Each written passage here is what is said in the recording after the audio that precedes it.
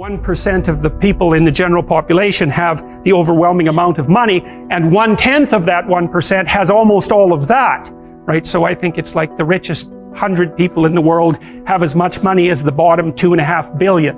And you think, well, that's a terrible thing, and perhaps it is, but what you have to understand is that that law governs the distribution of creative production across all creative domains, right? It's something like a natural law. And we'll talk about that more, but imagine what happens when you play Monopoly. You've all played Monopoly. What happens when you play Monopoly? One person ends up with all the money. All right, then you play another game of Monopoly. What happens? One person ends up with all the money. It's actually the inevitable consequence of multiple trades that are conducted randomly. So if you take 1,000 people and you get them to play a trading game, you each give them $100, say, or $10, and they have to trade with another person by flipping a coin. I win the coin toss, you give me $1, you win, I give you $1. If we all play that long enough, one person will end up with all the money and everyone else will end up with zero. So it's a deeply built feature of systems of creative production, and no one really knows what to do about it, because of course the danger is that all the resources get funneled to a tiny minority of people at the top, and a huge section of the population stacks up at zero. But to blame that on the oppressive nature of a given system is to radically underestimate the complexity of the problem.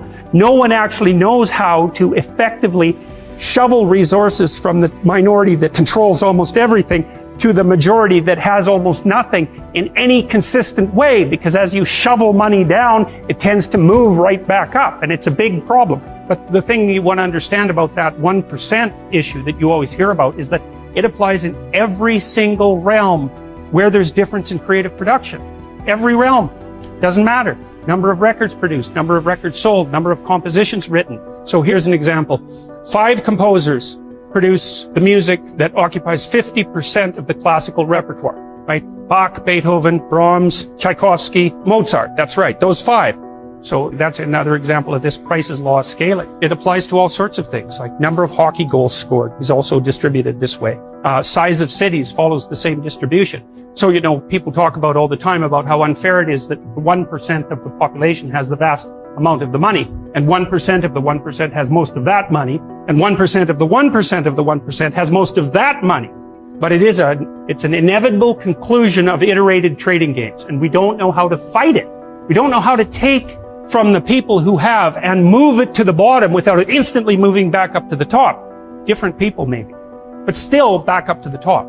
Because even the 1% churns a lot. Like I think you have a 10% chance, if I remember correctly, you have a 10% chance of being in the top 1% for at least 1 year of your life, and a 40% chance of being in the top 10% for at least 1 year in your life. That's in Canada and the US. It's less so in Europe. So there's a fair bit of churning at the top end. It's not the same people all the time who have the money, but it is a tiny fraction of the people all the time who have all the money.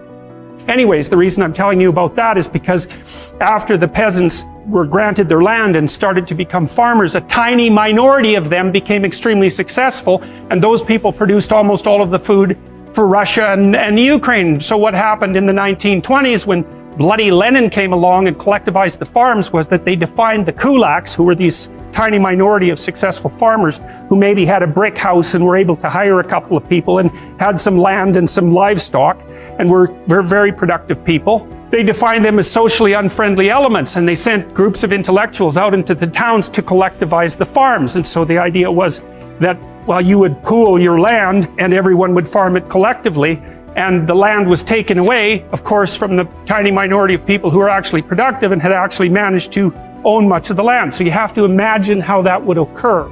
Okay, so it's in the 1920s, it's after World War I, Russia's in pretty bad shape, the villages are full of brutalized men who have post-traumatic stress disorder, and lots of people who are not doing well at all, and the bloody intellectuals come into the town and they say, you know those successful farmers up the street that you've always been pretty jealous about in your useless manner? Well, they're actually pigs and demons who are stealing from you, so why don't you come out, we'll form a nice little mob and we'll take everything they've got.